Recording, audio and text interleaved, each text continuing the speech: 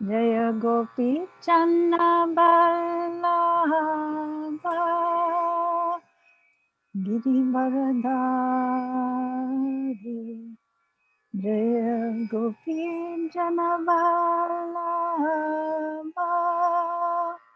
Girivaradari Yashodanandana Vrajajana Ranjana Yashodanandana Vrajajana Ranjana Yamuna Tira Banachari Yamuna Tira Banachari Jaya Radha Madhava Kunja Bihari Jaya Radha Madhava Kunja Bihari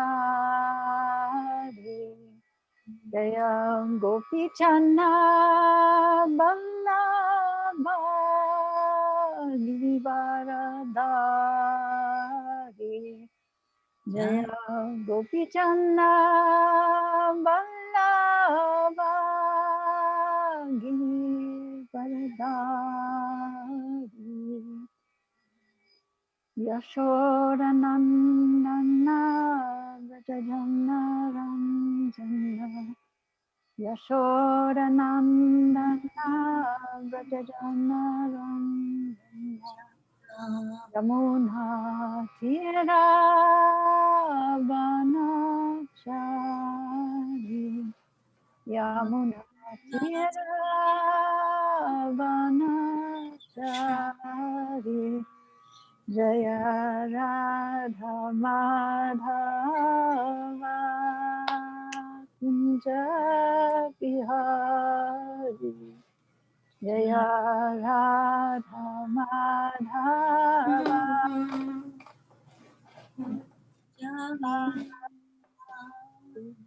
Jaya Gopi Channa Vallabha Girivaradari Jaya Gopi Channa Vallabha Girivaradari Yashodanandana Vrajajana Ranjana Yashodanandana Vrajajana Ranjana Yamuna Tira Banachari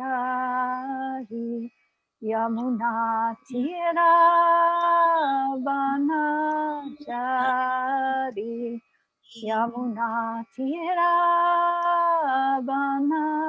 Banachari Jaya Radha Madhava Kunja Bihari Jaya Radha Madhava Kunja Bihari Jaya Gopi Channa Ballabha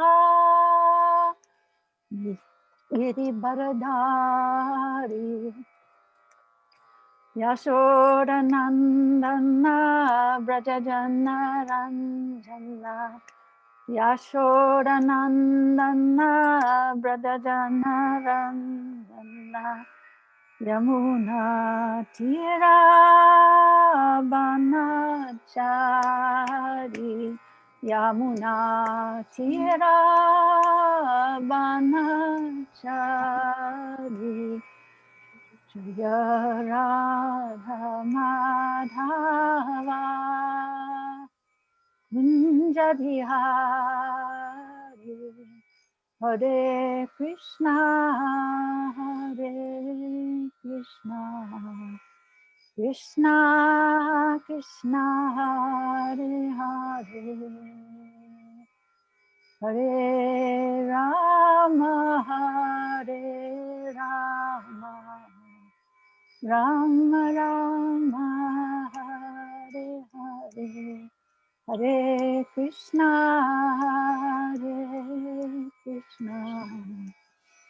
Krishna Krishna Hare Hare Hare Rama Hare Rama Rama Rama Hare Hare Jaya Radha Madana Mohan Radha Madana Mohan Radhe Jaya Sita Ram Jaya Lakshman Hanuman Jaya Sita Ram Jaya Lakshman Hanuman Shri Shri Gora Nitai Shri Shri Gora Nitai Shri Shri Gora Nitai Shri Shri Gora Nitai Prabhupada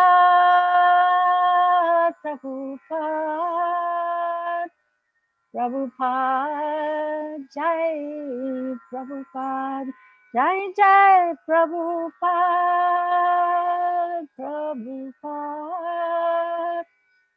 Prabhupada Jai Prabhupada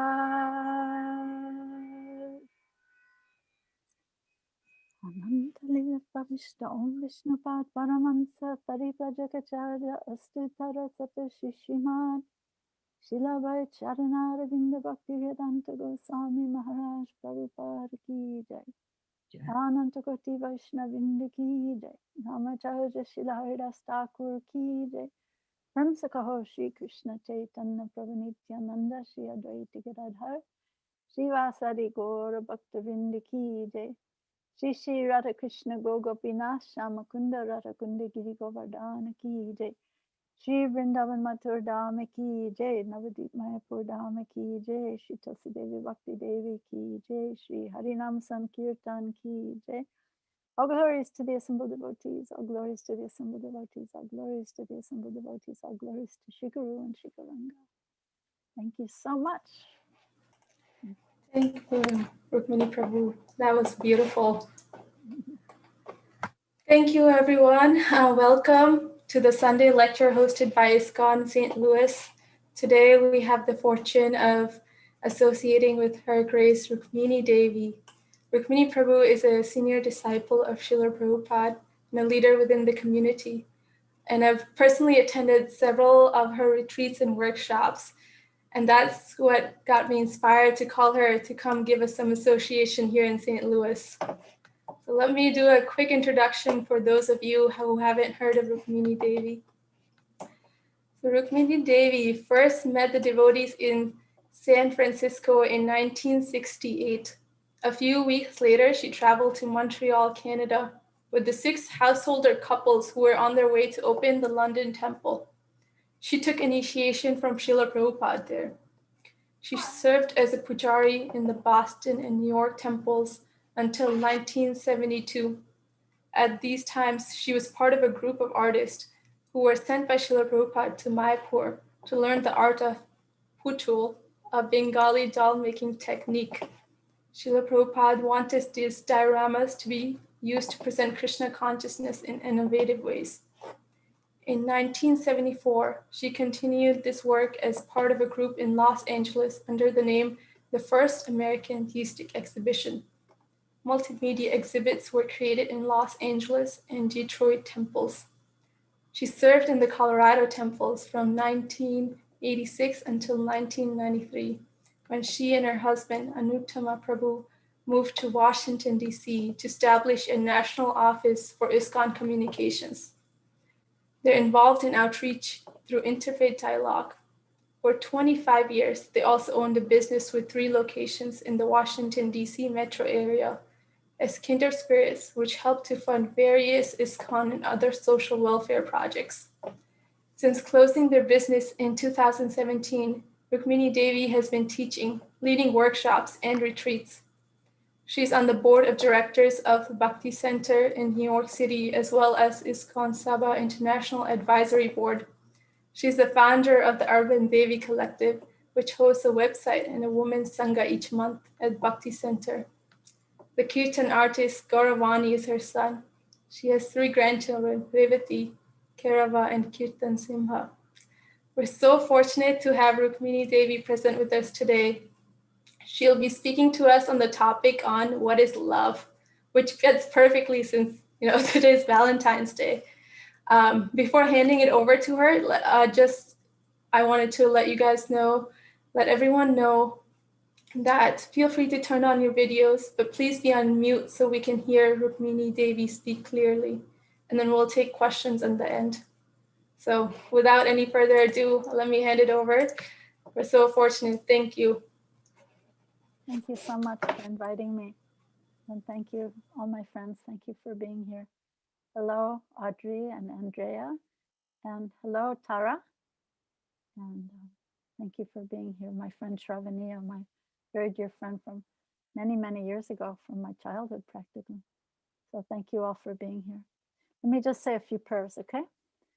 Om Jnana-timirandasya Gyananjana Salakaya Chaksun Militam Yena Tasmai Shri Gurave Namaha Shri Chaitanya Manobhistam Stapitam Yena Bhutale Swayam Rupa Kadamayam Tadati Sapadantikam Nama Om Vishnu Padaya Krishna Prestaya Bhutale Srimate Bhakti Vedanta Swaminiti Namine Namaste Saraswate Deve Gauravani Pracharine Nirvishesha Sunyavari Paschatya Deshatarine Mukam Karoti Vachalam Pangolangayate Girim Yatkipastamaham Bande Shri Gurun Dinataranam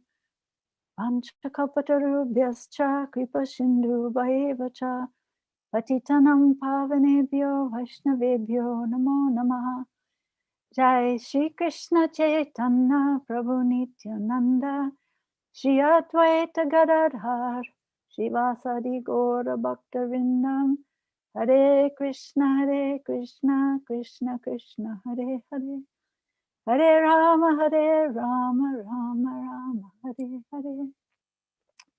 So thank you all so much for being here.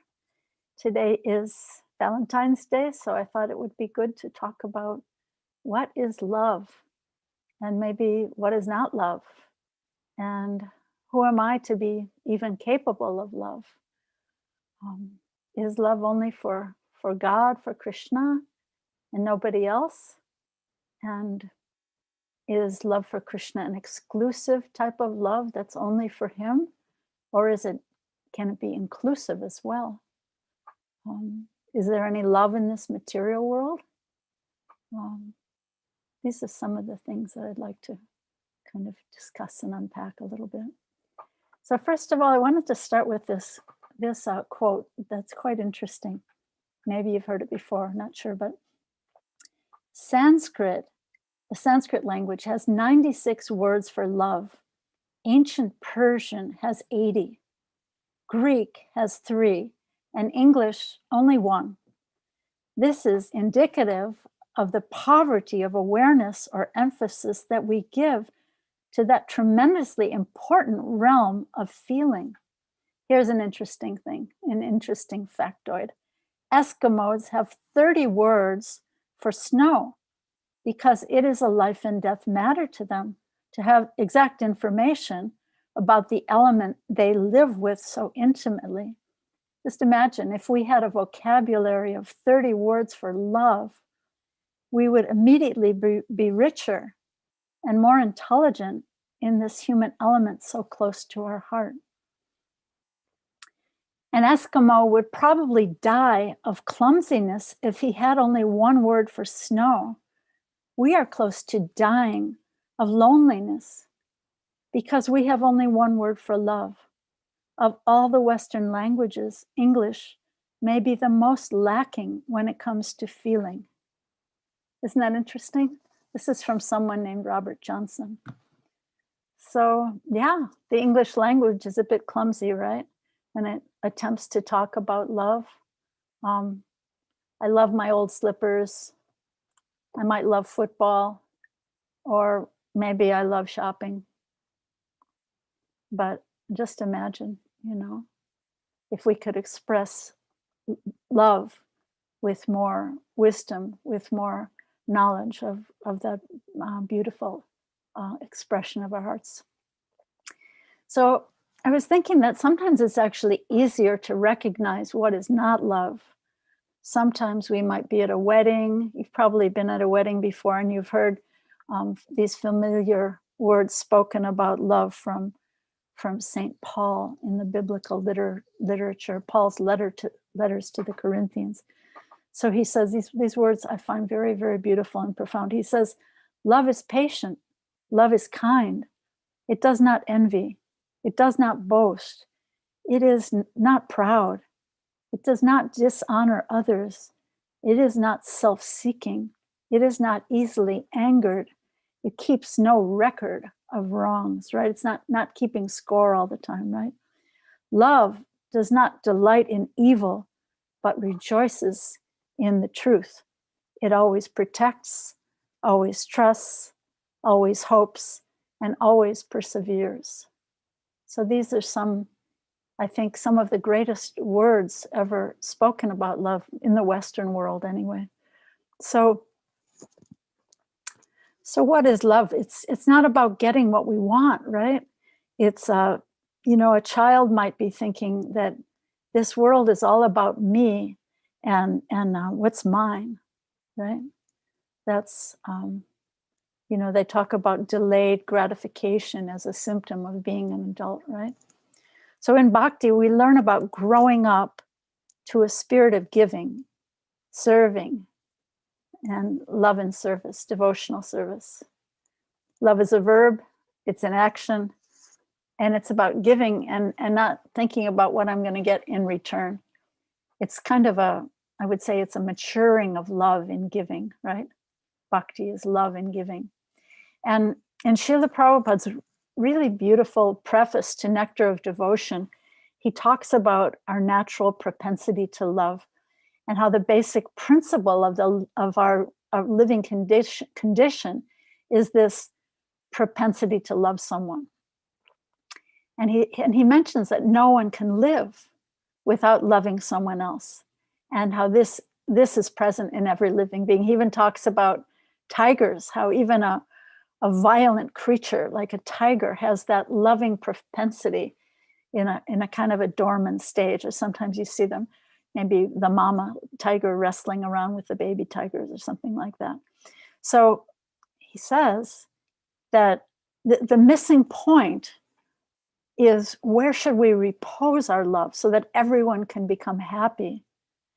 And he says that our loving propensity remains imperfectly fulfilled, unfulfilled, until we realize who is the Supreme Beloved.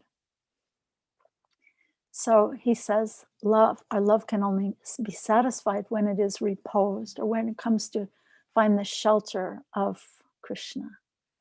So then he gives a really beautiful image that I think is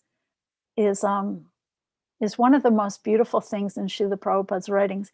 He says that our loving propensity expands like a vibration of light or air might expand. Isn't that a beautiful image? And we don't really know, where does it end? It just keeps expanding until perhaps until we meet Krishna face to face, right? Does it end when we meet Krishna, or does it really begin at that place when we meet and see the lotus feet of Lord Krishna? So yeah, can we even really conceive of what love truly is? So then he continues a little bit. He says, Nectar of Devotion teaches the science of loving every one of the living entities perfectly by the easy method of loving Krishna. So I want to make this point that I think is very important, that this bhakti love is inclusive. Because, why? Because every living being is a part of Krishna. And by learning to love Krishna, we can experience the interconnectivity of us all, of the earth, of all living beings, of all existence. So bhakti love is inclusive love. So just if you could visualize, imagine that you're sitting on the bank of a still pond and you throw a pebble right into the center of the pond. So then so many concentric circles will radiate out from that center in harmony, right? When we see Krishna, our source, as the center and the, really by any name, right? God by any names, see him as the source of all existence and throw that pebble of our consciousness into that center, right? But if I mistake myself, if I am operating in my life as though I am the center and you, Riddhi, are operating as though you're the center and Shravani is operating as though she's the center, then they're all going to be all these clashing patterns coming out from each of these false centers, right? There'll be discord and conflict, and these ripples generating out will be clashing so much. So I think the really counterintuitive piece of all this is that the more we selflessly offer our love to Krishna, to that center of all existence, the more we can taste and experience love ourselves, the more we experience harmony. So I think that by having it be all about me, I'm going to find satisfaction, but it doesn't work like that because that's an aberration in the way things really are, right? So imagine these pebbles in this still pond, these harmonious circles, circles of love. And then we have circles of community generating out from that center of love when we take our big egos out of the center. So it sounds kind of easy, right? But we so often fail at love. Maybe you've experienced that. I know I've experienced it in my life so many times. So I wanted to share a story with you. My husband Anutama and I are involved in interfaith dialogue. And we have a dialogue that's gone on for over 25 years in Washington. And for the last maybe 7 or 8 years, we've had one in India.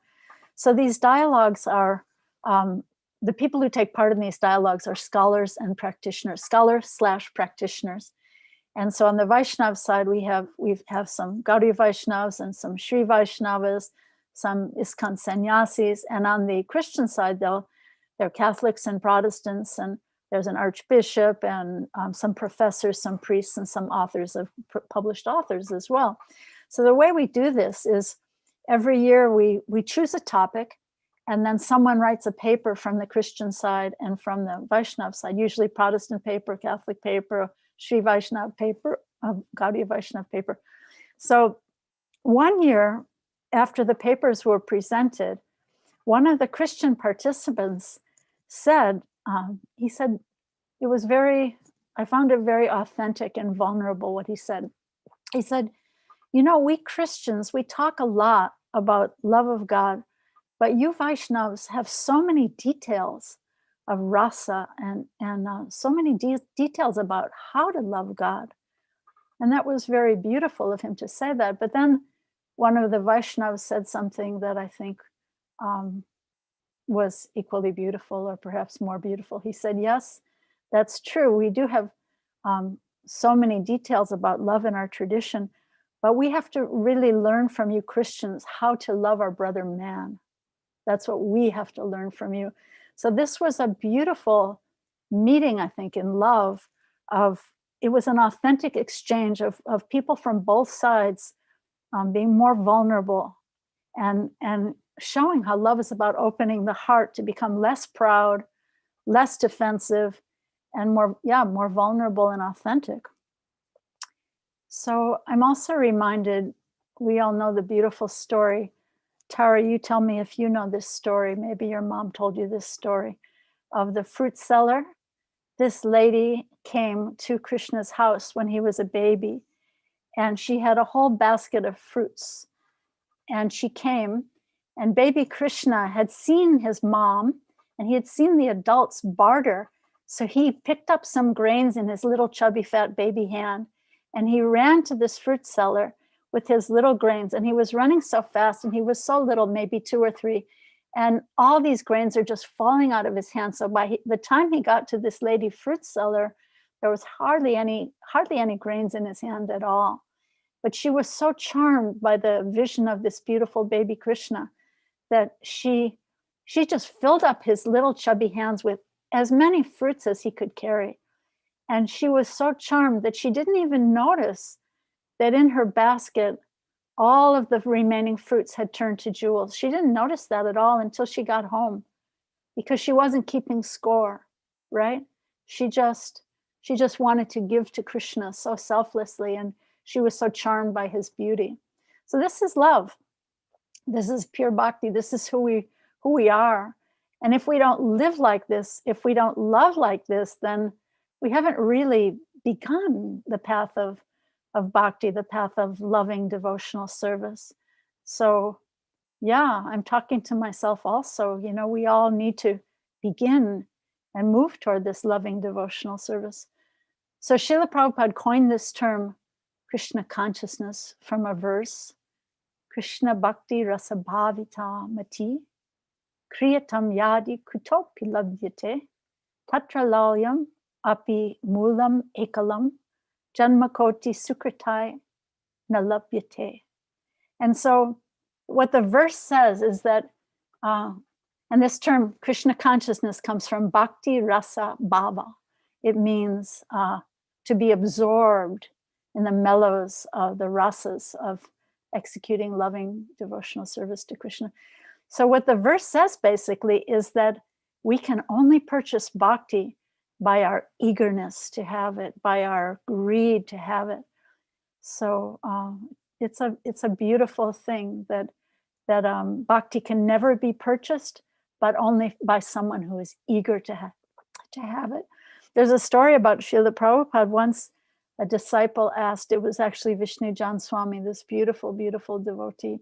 And he asked Srila Prabhupada, how can we render perfect service to Krishna? And Prabhupada said, by your eagerness, by your anxiety, by your anxiety.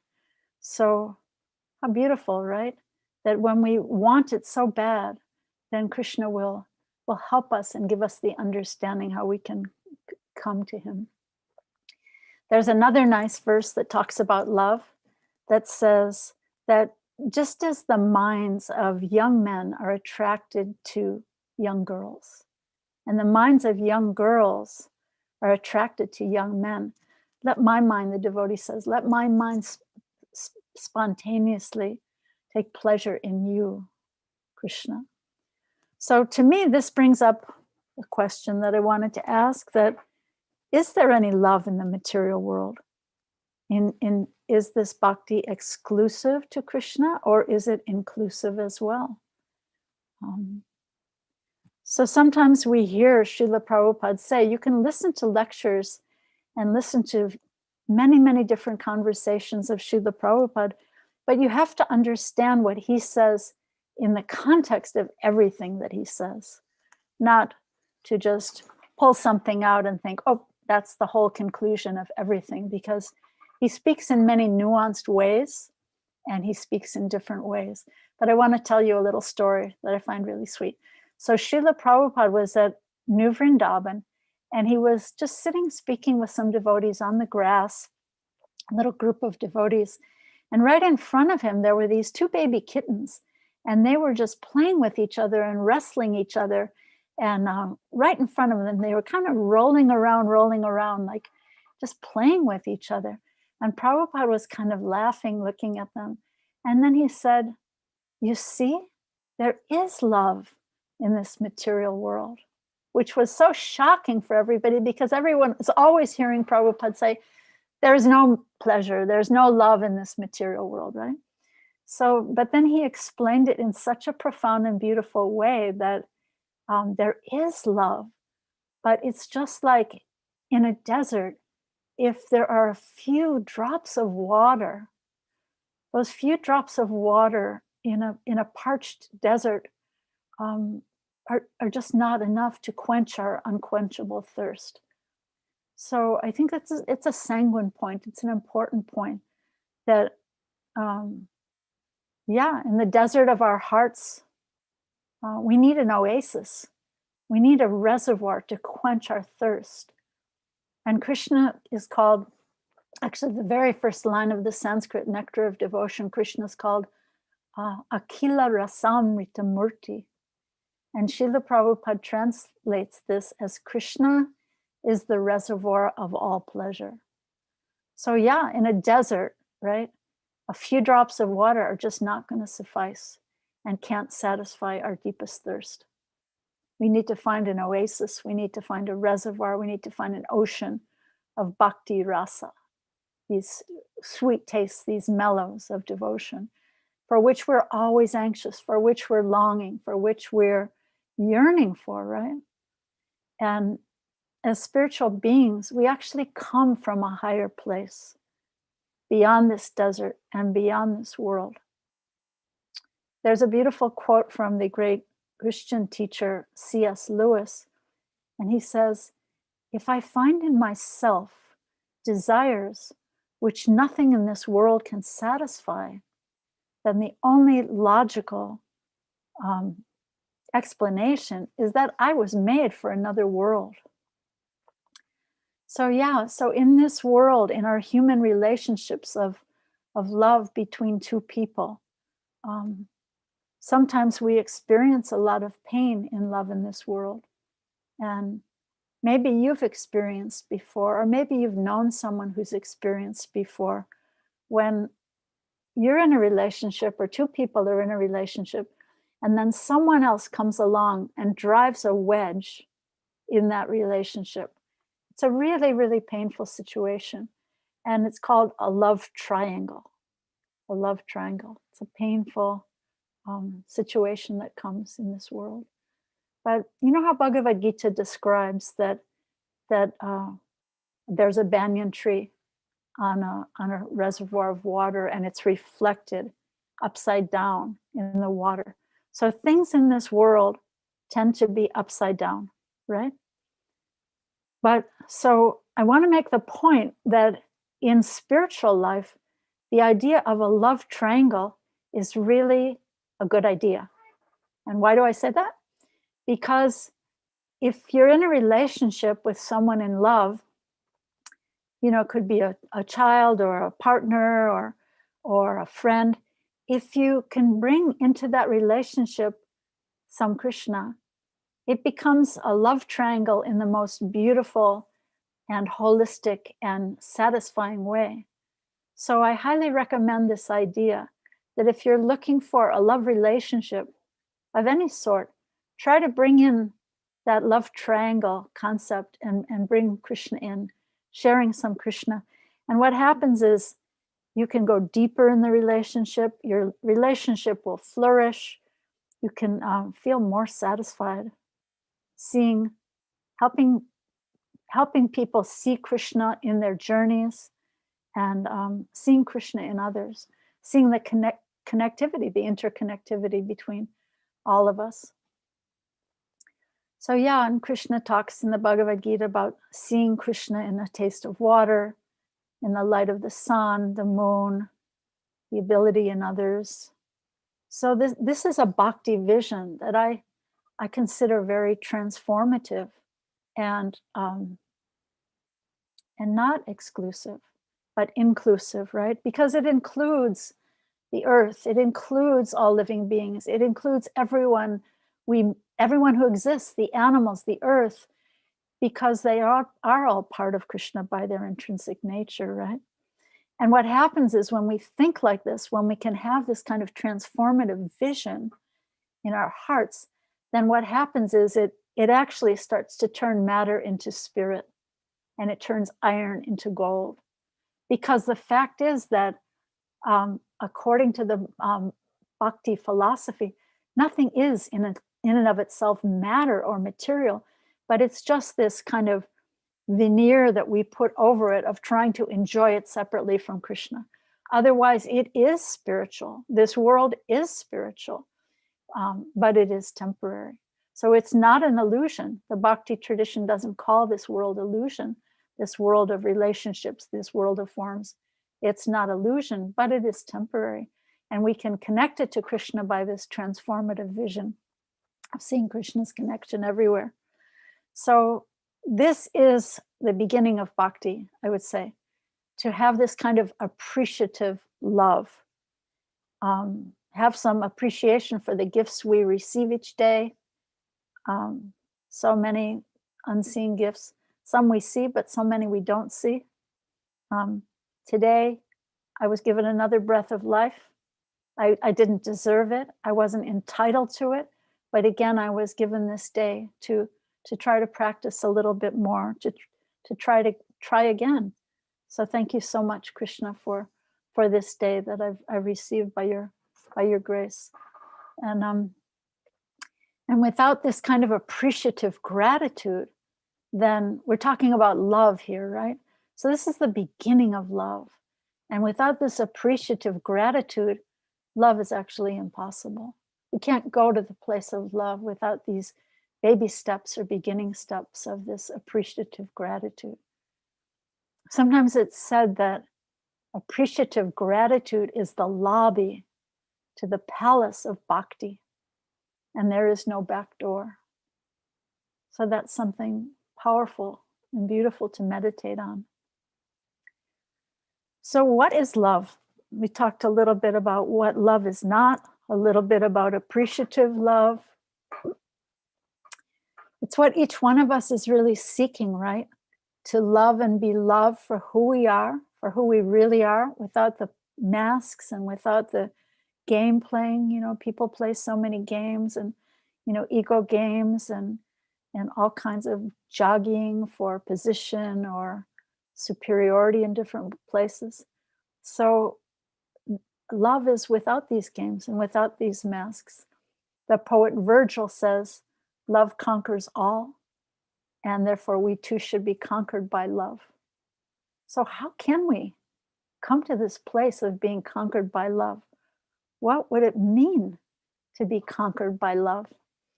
So there's a place in the beginning of Srimad Bhagavatam, if you want to look it up, it's the first canto, second chapter, and the 6th verse. It actually defines love. And if we could understand this verse, I would say that it would change the whole trajectory of our lives and change the whole trajectory of our thinking. So this verse, I'll say it in Sanskrit for you. It says, Savai punsam paro dharma yato bhaktir arhoksije ahaitiki apritiyata yaya atma suprasidati.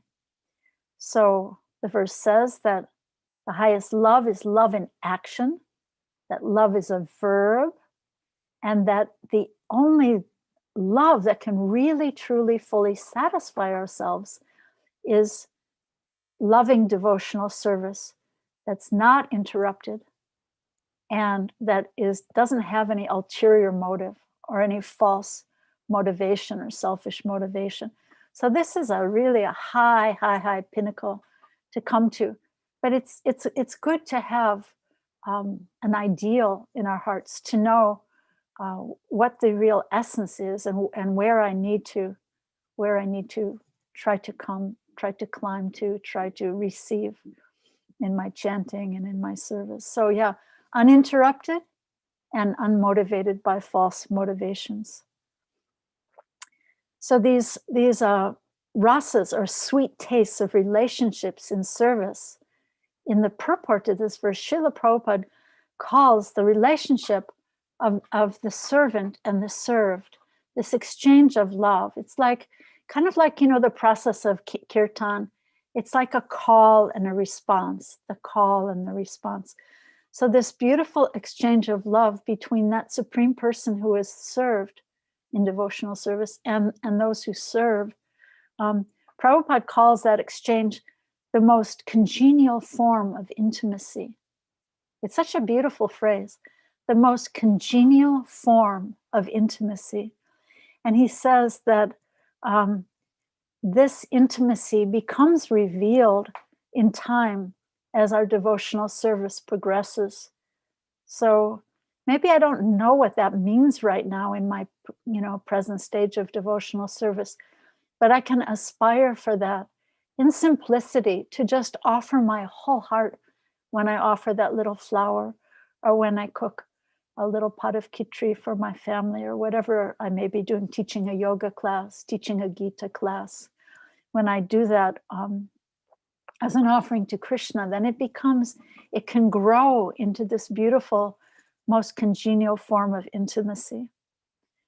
So Sri Krishna, Lord Sri Krishna, is the central pivot of all things, of all existence, right? He's the source of all living beings. He's the supreme living being, and he's the all-attractive eternal form among all living beings and among all other forms. And we also each have our form, eternal form in spiritual existence. And Krishna is the eternal attraction for each and every one of us. He's the most attractive person. He's a complete whole, and everything else is his part and parcel.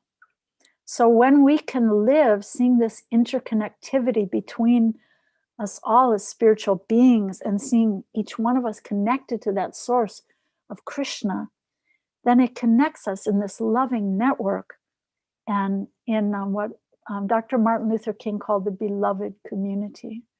This is, I think, a vision of what our society needs to try to come to. And I think the process of bhakti, we have these gifts for the world, for our society, these beautiful healing gifts of what it would mean to live and serve in beloved community. And this is what I'm saying. This is the point I'm making, that this is the inclusive love that we learn on the path of bhakti, right? We can begin to experience this love, this beginning of love, even now, by whatever we do, doing that as an offering. Yes, today I am stirring this pot of khichdi for the pleasure of Lord Krishna. Today I am sweeping my floor. I am teaching my IT program, project management IT class. I am doing this for the pleasure of Lord Krishna. If I offer a simple leaf, a flower, a little water, to do it in this mood of love and devotion, and then Krishna says he accepts it. So this is this congenial form of intimacy that we can begin to experience. These very, very simple offerings of the heart gradually give us just a tiny clue to what our actual life is, to what it means to actually love. I'm looking at Audrey. She has a beautiful pastry business in Vancouver. She's a master pastry chef, and she has a thriving business. So she does this as an offering to Krishna. All of these beautiful pastries are offered to Krishna with love and devotion, and so many people benefit. So whatever it is we're doing, whatever our gifts are, they're meant to be offered to God. Because if they're not offered to God, then they will destroy us, right? They're given to us by God, and whatever we give back to God, that's our gift back to him. And Srila Prabhupada gives a really beautiful example that I love.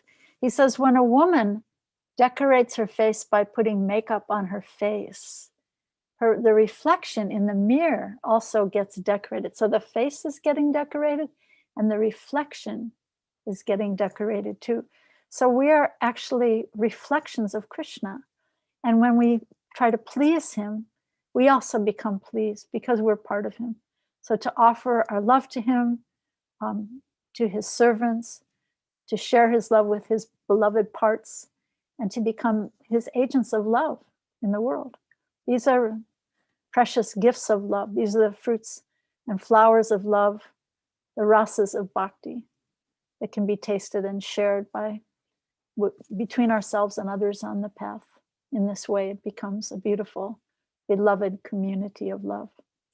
So this is the kind of love that's beyond the pale of our jaded experience that we have of love in material existence.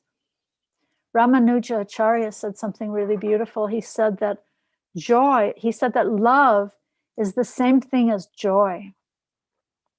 Why? Because Krishna is rasa. He's the personification of rasa. He is Akila Rasamrita Murti, the reservoir of all pleasure. And when we realize a little, even just a little taste of Krishna, then we become joyful. So love equals joy. If we're not feeling that joy, we have to go back and think, where did I forget to be appreciative, to be grateful? Where did I forget to pour my heart into this simple offering, into just loving Krishna in a simple, sincere way? Yeah.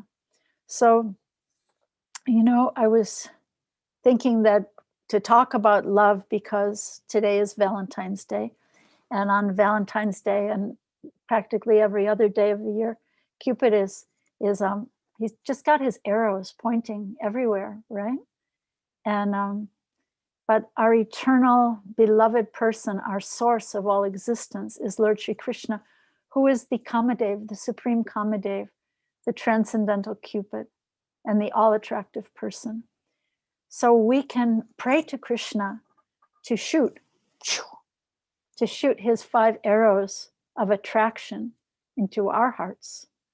His arrow of beauty, his arrow of the fragrance of his body, the arrow of his voice, the arrow of his touch, the arrow of a taste of nectar, right? And what happens is when a devotee finally meets Krishna, then all of these beautiful qualities come together and overwhelm the devotee. And they all join together in the arrow of Krishna's beautiful compassion, and the devotee becomes overwhelmed, and his spiritual senses awaken. So this is something that we have to look forward to on the path of bhakti. Where does this beam of light, where does this beam of air, where will it end? It just keeps expanding and expanding and expanding, and we don't know where it will end. So yeah, we can also pray to Krishna to be his instrument, to be like his arrow, to carry forward his holy name, his instructions, his merciful sweetness to the people we meet in our lives, and to come to really truly know ourselves, what is love. So thank you all so much, and I want to see if any of you have anything that was important for you here, any takeaways or reflections or any questions that you'd like to put about love. What is love? What is not love? How can we access love? Thank you so much. Thank you so much, Rukmini Devi, Rukmini Prabhu. So there's 2 ways you can ask questions. I mean, feel free to unmute and ask questions. And if you'd like and are shy or uncomfortable, feel to put them in the chat and I can read them out. Okay. So Audrey is asking, I see something in the chat. Yeah. Which verse, that verse, Savai Pumsam Paro Dharma. It's really the verse that defines love. And it's 1st canto, 2nd chapter, 6th verse. She's got it now. Yeah, I found it. Thank you. Is that okay to interact now? Just for. Please, yeah. I remember you sharing that verse during one of your Krishna book sangas on Patreon, and yeah, I gotta say that since then, now I'm glad that you talked about it again, so I can screenshot it and keep it, like save it in my phone for an easy access. Nata, give me a second. But yeah, I think what I always take away when you speak about love in that verse is that if it's not unmotivated or uninterrupted, meaning like if there is a personal motivation behind, or if it can be interrupted for any reasons, then it's not true love. And whether like it applies in Bhakti or Krishna consciousness or even everyday life, there is a lot of people that kind of take away their love to punish someone. But if somebody does that, then they're just giving you proof that their love wasn't pure to begin with. Right. So it's always what I go to now Yeah. when I have a doubt. That's a really beautiful question. Thank you so much. And yeah, we're beginners on the path. So we're just taking baby steps and we're just trying. But it's good to know what the ideal of love is, so that we know that it's not just that, hey, there is no love anywhere. I'm just floundering around in this world and there really is no love anywhere. What is that? That's kind of like existentialism, you know? There's no love anywhere, and we might as well just all forget about it.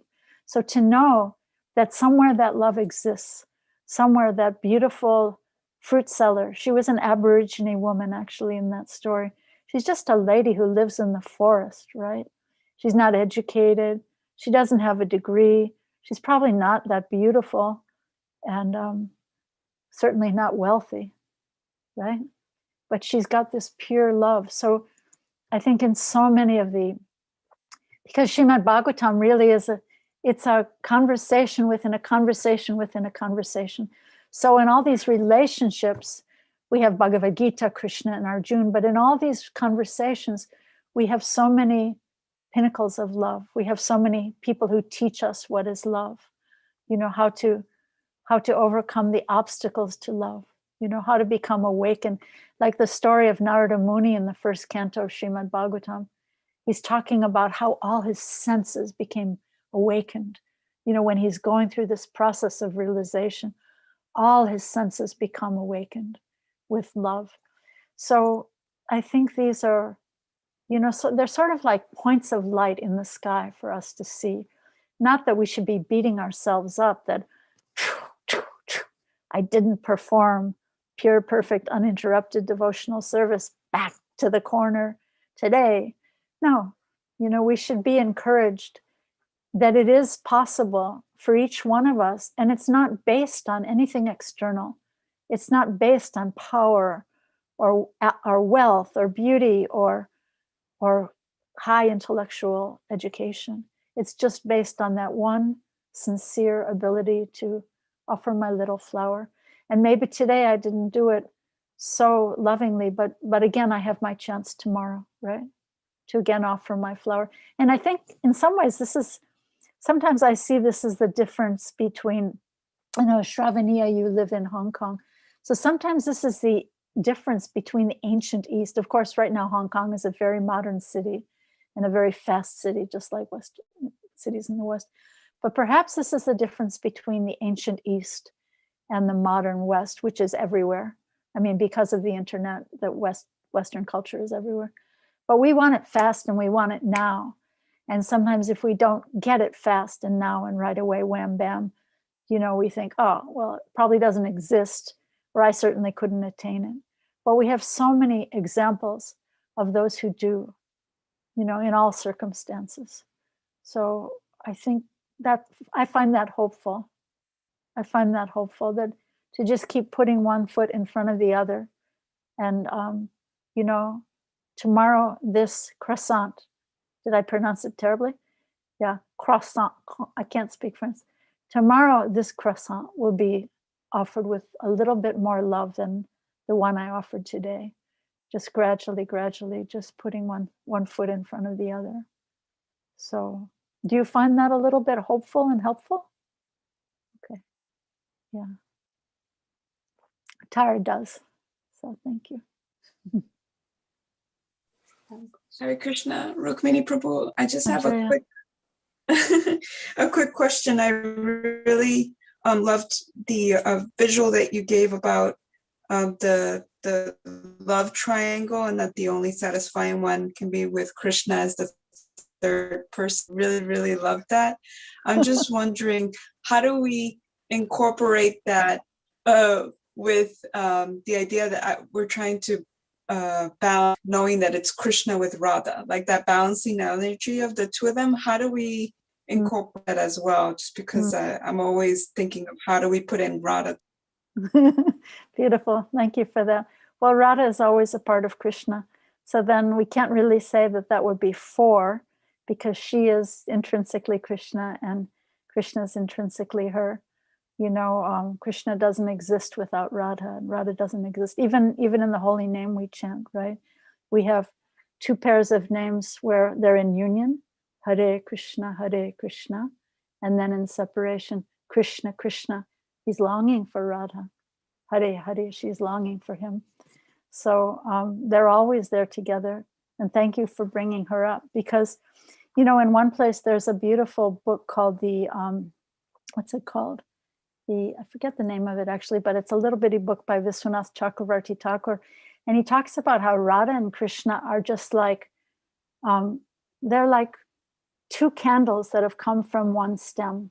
Like if you have two wicks that have come from one little wick, or two flowers, sometimes you see two little roses blooming from one stem, right?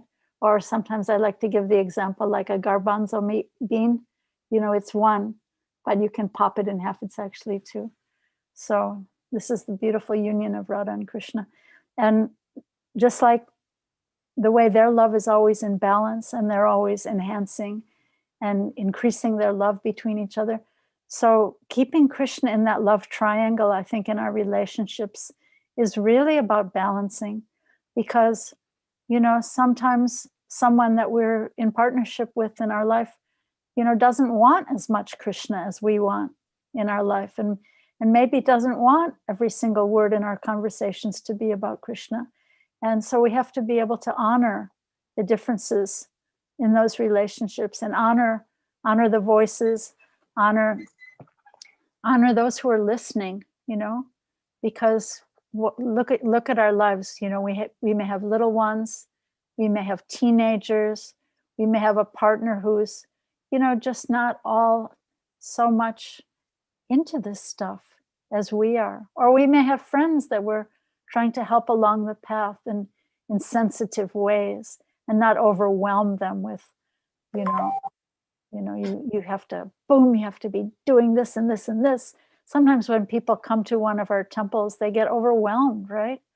Because everyone's saying, don't do this and don't do this and don't stick out your feet and don't sit like that. And so they just want to run away, right? So it really, I think love means to be sensitive in relationships, to be caring and really hearing the other person. Really, love means to listen, right? It means we sent out this beautiful thing the other day. So a heart is like two ears, like that. So there are these two ears on either side of our head. And in the word heart, it's separated. In the middle of the word heart is the word ear. So we have two ears and we have one mouth. And to open our hearts, we have to be listening more and not preaching so much, really, but hearing, and what are the needs and what are the interests, what are the concerns of whoever I'm sharing with. That's putting ourselves aside and our own egos aside and being able to truly share in ways that will really be able to be received. Because Krishna consciousness it's caught more than it's taught. Sometimes have you ever heard that before? It's caught more than it's taught. So we may, actually, there's one lecture where Prabhupada is saying very beautifully, he says, we are hearing so much, preach, preach, preach, but they do not know. They must be empowered to preach. So when we're teaching, these days we prefer the word teaching, not preaching. But when we're teaching, we have to really be thinking of how is it being heard? How is it being received? And with sensitivity, sharing that Krishna in that love triangle. So it's not like a big, gigantic Krishna, the size of the universal form, and pushing my partner out to the side and pushing, no. The little Krishna can just come in, very sweetly, like a little baby Krishna. I hope that's helpful. Haribol. Haribol. Thank you. Good to see you. Good to see you. And that was pronounced, dear Rukmini. My dear friend, Sadhana.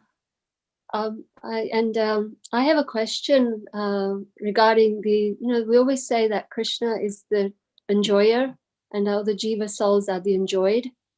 And that nomenclature is lovely, but also it sort of strikes in my mind that, if I do love Krishna that much, that I will actually enjoy. And we're not supposed to enjoy the object of our senses, right? And we're talking about love today. So I was just trying to see how that paralleled, and where that went. And so that was where I was going. Thank you. Thank you. That's a beautiful question. The fact is that in the exchanges we see between Krishna and his devotees, he experiences that he is not enjoying as much as his devotees are enjoying.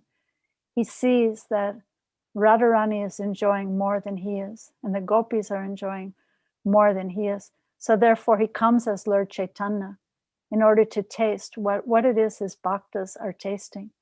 And he becomes just like it's so funny, you know, we think of the term enjoyer, the supreme enjoyer, like he's the king of the castle and we're just all these little underlings underneath. But what does Lord Chaitanya teach? He teaches this sort of inversion, like king of the castle, right? The humans are at the top, or maybe there's a big fat god on the top, and all the humans acting like, oh, I am the steward of the earth, right? And then all the animals and the earth and everything's down below. But Lord Chaitanya actually inverts that pyramid, and he puts the earth and the animals, the trees and the grass at the top, right?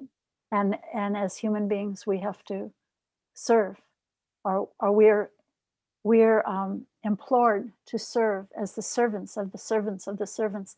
And in that way, we get the sweetest taste, which is also very, very counterintuitive, because we think that if I'm in that position, I will be destroyed and I will never be able to experience any joy.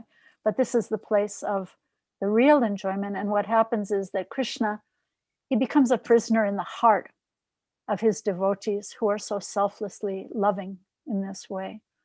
And it's so beautiful to me because it's beyond money, it's beyond beauty, it's beyond affluence, it's beyond education. It's just, you know, this sweetness, like, you know, the thing that's coming to mind for me right now is this story of when Duryodhana invited Krishna to come for lunch, and he had the whole spread of, you know, he had the best chefs in the kingdom, and he had a gigantic spread of every imaginable, you know, delicacy. And Krishna just walked right by his house, right? And where did he go? He walked to the house of Vidura, who wasn't even home. And his wife was there, except she was in the shower. And so she just threw on something really quick. And she was in so much ecstasy. All she had in the house was bananas. And so she's peeling the bananas. You know the story. She's throwing the bananas away and giving Krishna the peels. And in great joy, because Krishna is joy, love is joy, Krishna is eating the banana peels. So what does it mean? It means that he is a prisoner in the heart of the devotee, that the devotee is enjoying so much more than Krishna, and Krishna has to study what is the greatness of this love of a devotee. What is the greatness of Radharani's love? What's the pleasure she feels through her love? And what's the happiness? What are the qualities in him that she relishes through her love? So he has to actually come and live as a devotee, covered by the complexion of Radharani and covered by the mood of Radharani. So it's very, very mystical and very beautiful, I think. But this is bhakti. And other processes of attainment, other processes of yoga are more, you know, achievement oriented and more perfection oriented. But bhakti is about coming to this place of humility and love, where there's the greatest reciprocation. And it's so, I mean, I think it's so mystical, actually, because it's so endearing to the heart. I mean, you know, sometimes people say, well, yeah, you know, that's great in the temple, but how do I practice that in my office? I know, you work in the field of IT, right? Yeah, so, you know, but it does actually work in the office, because if we exhibit those bhakti qualities, like not trying to push myself forward, but show those qualities of bhakti, it becomes so endearing that people's defenses just melt away, and their hearts open, and they become able to love and able to trust by those qualities. You know, one thing that comes to mind for me is we had a business at one time in the airport in Denver, Colorado, and there was this cleaning lady. She was cleaning the bathrooms. That was her job. She was cleaning the bathrooms, but her heart was so loving and so giving that the big executives who were making six-figure incomes at that time would come to her for advice on their marriages or their relationships or the problems of their lives. So it is it's counterintuitive, it's very mystical, but I think it's very profound. And in this way, the humble devotee is enjoying more than Krishna, and Krishna has to study the character. And the great Uddhava, the great disciple of Brihaspati, right? He has to come down from his high horse of education and study what these simple gopis are experiencing in their love. So this is bhakti. This is the mystery of bhakti. I hope that's a little bit helpful. Very nice. Thank you so much for your sweet. It's so good to see you. So good to see you after a long time. Thank you. Thank you. Hi, Rukmini. Hi, who's that? Robert? Yes. Robert, I hear you. Can you see me? No, I can see you, but I will look for you. Let's see. See, there he is. I see his hands. And Hello, Robert. And Shamala Priya also here. Wow, there's a threesome. You have a love triangle. There they are. A love triangle. It's nice to see you. I wanted to share a small story with you based on, you had mentioned love being the verb. May I do that? Please.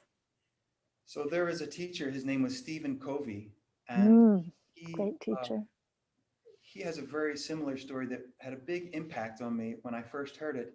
And he told this story about a man came to him looking for counsel, and he was telling Stephen, I don't love after 20 years, I don't love my wife any longer. And I don't know what to do. What should I do? And Covey said, love her. He said, no, I don't love her. I just not, I just don't have interest. I don't love her anymore. What should I do? He said, love her. And then finally he said, I don't have the feeling. And Stephen Covey said, love, the feeling is a result of love, the action. Whoa, beautiful. And it's very empowering also, because if we are only dependent upon our feelings for how we love, if we're dependent on just feelings, then it's going to be very variable and not constant. It's also outside of our control. Yet if we're living in the mode of giving and service, then we have full control over that activity. Right. And I will, in the spirit of Valentine's Day, I will use my own dear wife as an example in this case. One thing that we do is that we are in constant and total service to one another. We trip over ourselves serving each other in the smallest and largest ways. And in that action, we actually get joy ourselves. I am so happy to serve her, and she feels the same way. And this is really the idea of service with Krishna in the center. And so love the action is definitely a contributor to love the feeling. Thank you. That's so important, isn't it? So important. Yeah, because I think as Western people, we think that this feeling of love is going to come and sweep over me, that Cupid is going to come and shoot me with his arrow, and boom, I'm going to feel love. But all these fairy tales that end with, and they all lived happily ever after, that's where the story actually begins, right? Because that's where the work of love begins. That's where the, what does that one Buddhist teacher say? Do the laundry and what is it? Carry water, do laundry, So this is real love in action. And I think bhakti is so pragmatic, really. It's beautiful because it's idealistic, but it's also so pragmatic. And yes, it does really work in the office. You can take it to the office. You go get a cup of coffee for yourself in the office, and you get one for, the person in the other cubicle or whatever. You see that someone has a need, and this is bhakti, random acts of kindness. How can I serve? And by going to that place of service, we become gratified, we become blessed, because these are Krishna's parts and parcels. There's this one place in the Chaitanya Bhagavat where Lord Chaitanya says, every one of the innumerable living beings are my beloved parts and parcels. And if anyone causes harm to any one of them, I'm not even going to tell you what he says. He just says, forget it, just don't even try it. So just understand that if you want to serve Krishna, you have to serve all living beings. And yes, it's beautiful in a sense, because in a sense, there is an exclusivity of loving Krishna because he is his own wonderfulness, right? He is the supreme personality, the most attractive person. So there is an exclusive love, but it's also inclusive. So again, it's very mystical. It's inclusive, but it's exclusive at the same time. There's only one Krishna, but yet every living being, the earth and every living being, they're all his parts and parcels. So loving Krishna by loving all living beings. Thank you. Love is a verb. The feeling. What was it? The feeling. We access the feeling by the action. Love, the feeling, is a result of love, the action. Beautiful. Yeah. Beautiful. So if you don't love your wife anymore, just love her, and you'll see that feeling will start to awaken, because that's the work of bhakti. Beautiful. Thank you. So important for all of us. Yeah, I heard someone speaking the other day. If you don't like what you've got, if you don't get what you like, then like what you've got, right? If you don't get what you like what you've got. And this is going to the place of appreciative love that we were talking about. What else? Let's see. Sorry. This is Constantina. Oh, is there somebody else speaking? No, please go ahead. Hare Krishna. Hare Krishna. You're so in the dark. Can you is there a light? Dark because I have to keep the light low so I don't wake up. I had surgery, so I'm trying to stay. Okay, no problem. We can hear you. We can hear you just fine. Sorry about that. No problem. I just had a situation, and as I'm listening to everyone, I'm getting a lot of my answers. But one thing I realized is I was with my niece recently. She's about 12.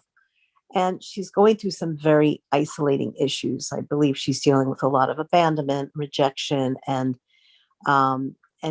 being ignored. She locks herself in her bedroom. She never comes out except at 10 p.m. until 2 a.m. This is a 12-year-old child, and I've had concerns about it. So I took her out, and when we were out, she expressed to me, I had ordered a beverage for her, and she said, I don't like people. I don't want to be here. It was so, I felt a tremendous amount of pressure for some reason because we were awaiting beverages being prepared. She needed to get out of this public store that had 5 people. And I thought, there's only 5 people here and she's with me. So I said, it's okay. No one even knows we're here. I assumed these 4 high school girls were in a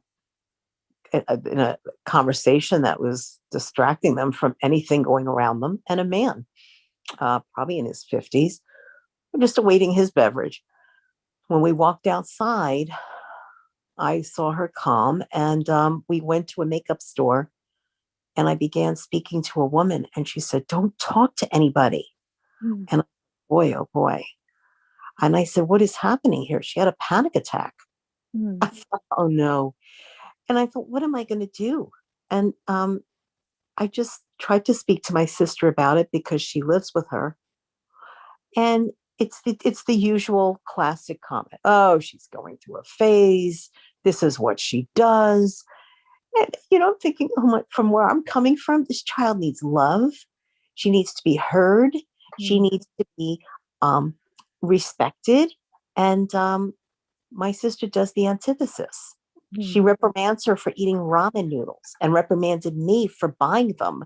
I said, oh no. So I just realized in this moment that I should be detached from the expectation of loving her, because I'm never going to know whether I'm reaching her. I'm never going to resolve this issue with my sister, because my sister has her mind made up. This is it. That's it. I think you can also pray to Krishna for some opportunities how you can access her heart, because we're talking about giving people the gift of Krishna, But the most valuable, short of giving Krishna, the most valuable gift we can give another person is our attention. And she sounds like she's not getting the attention that she needs.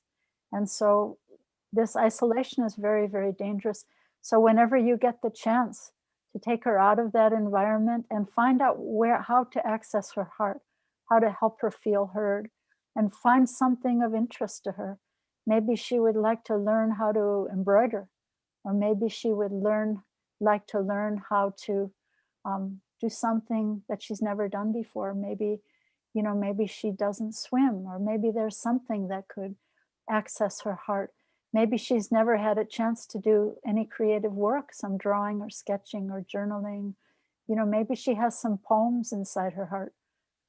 So I would not give up, but just pray to Krishna for his guidance on how to help her not be in that isolated place, because isolation is very, very dangerous for all of us, every one of us. When you have a friend that's isolating, we have to try to help them be heard and help them be seen. And even when Krishna shows up for us in his holy name, right? We want to receive him as a guest. We want him to feel heard, to feel seen. Krishna, you've come to my house in your holy name, in your beautiful form, in your picture, and I want to receive you. I want you to feel seen and heard and appreciated. So every one of us needs that, because we're all social beings. Even this, I talk about social isolation. Really we should be saying physical distancing, not social distancing, because we really, really are social beings, and we need to deeply have that connection in different ways. So help her to not be isolated, and help and try to forgive your sister and see what has really pushed her to those kinds of attitudes, because maybe there's something unexpressed in her heart also. So I hope that's helpful.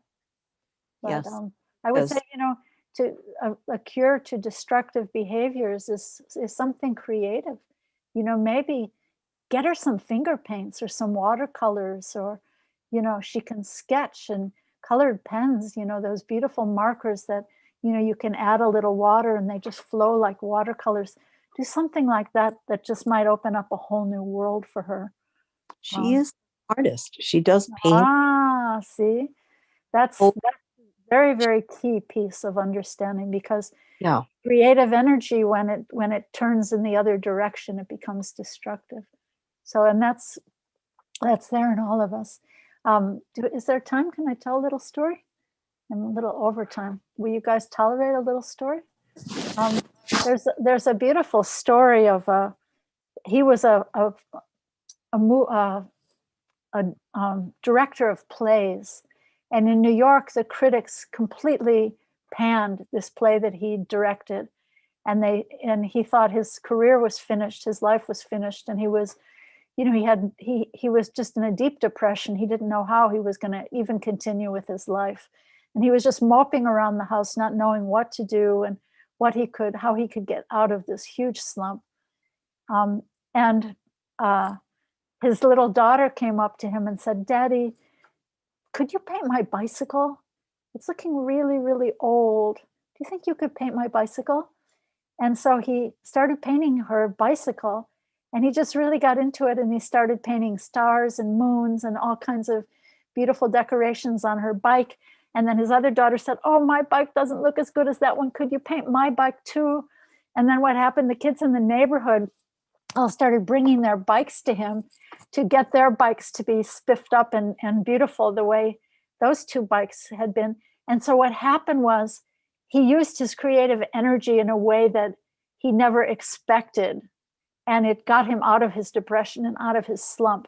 So creative energy is, it comes from Krishna. It's a gift, and we have to use it, otherwise it turns destructive.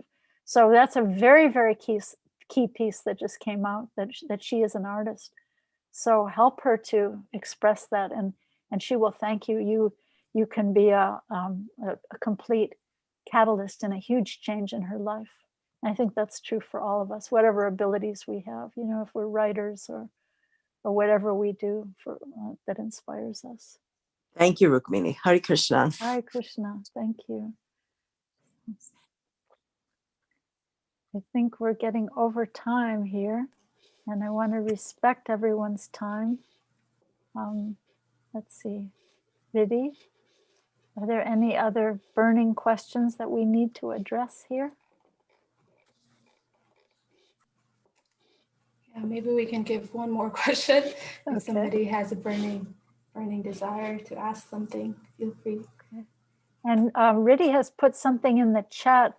If you'd all like to, please follow me at Rukmini Walker at Facebook, or urbandevi.com, or patreon.com/Rukmini Walker. Please join with me, partner with me, and we can share more wonderful times together like this one.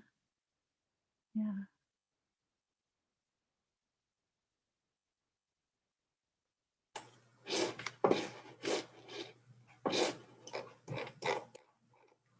Like no one's coming out. Scared them with the one question. That's all right. Okay. All right. Well, thank you all so much for sharing this time. Thank you for being here.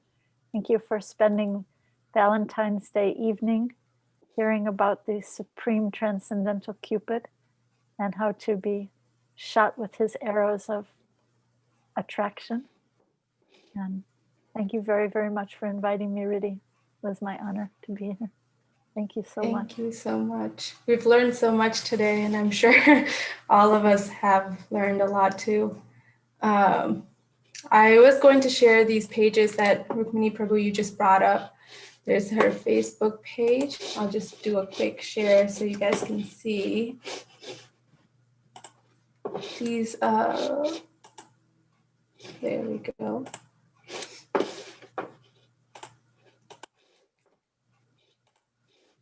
Please follow her if you want to keep up to date on Rukmini Prabhu's, what she's up to. This is a great page. I follow it as well.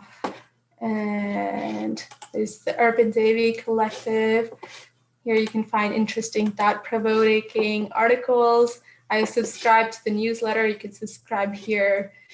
Find great articles to read. And finally, oh, would you like to say anything? No, thank you so much. Very good. And finally, if you want to support her work, all this wonderful work she does of leading workshops and retreats and giving these talks, please go to this Patreon page and you can subscribe to show her your support. Thank you all so much. My honor to be here. Thank you, Riddhi, for organizing this. Thank you all for joining. It is our honor to have you with us today. Thank you. Before we close, I'm going to ask Ramacharya Prabhu, he usually organizes these talks, if he has any announcements or anything you would like to add. You there, Ramacharya Prabhu? Well, if not, we can. Thank you. I just want to say a few words. Thank you, Mataji, for coming and giving us your association. It's really very, very nice to, have your association, and I'm looking forward to have more of your talk here to our congregation. Thank you, Riddhi, for organizing it. Really appreciate your support. I saw Anutma Prabhu also in the beginning. So thank you, Prabhu. I mean, he's our GBC. So thank you for coming and being part of this program. Thank you, everybody, for being part of the program once again. A lot of, nice questions that came up, and I was just, hearing and learn a lot today. So thank you, Mataji, for your wonderful class today. And I'm looking forward to have more of your association. Dandot Pranams. Thank you. Thank you. Yes, please come visit us in St. Louis. Yes, sure. Yes, Mataji. Please do that. Thank you so much. Dandot. We'll be approaching you, through Riddhi. So maybe, some sort of seminar or something that you can do for us. We'd love to have that. So we'll talk more, Mataji. Thank you so much once again. Thank you. Thank you for inviting me. Thank you all you. for being here. Hare Krishna. Good night.